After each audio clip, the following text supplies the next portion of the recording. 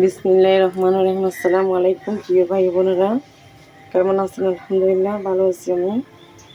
আমি মিষ্টি কুমড়া শাক ভাজি করতেছি। পরিমাণ মতো তেল দিয়ে দিচ্ছি।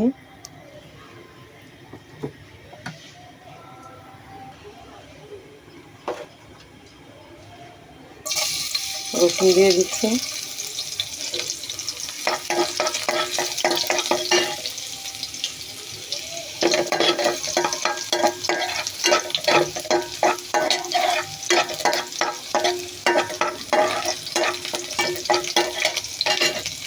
এই যে মিষ্টি কুমড়া শাক দিয়ে দিচ্ছি।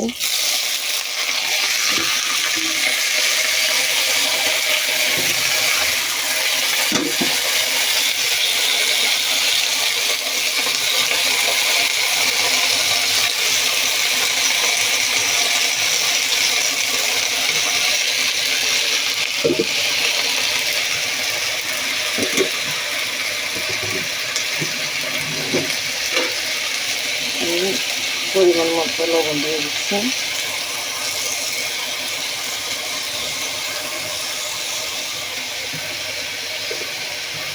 নেড়ে চেড়ে ঢাকনা দিয়ে দিব 20 মিনিটের জন্য। আলহামদুলিল্লাহ মিষ্টি কুমড়া শাক ভাজি হয়ে গেছে। আপনারা ছোট ভাই বোনেরা যেখান থেকে দেখতেছেন, দেশের ভিতরে বাহির থেকে, লাইক কমেন্ট শেয়ার দিবেন, সাবস্ক্রাইব করে পাশে থাকবেন। আজ এই পর্যন্ত, আল্লাহ হাফেজ।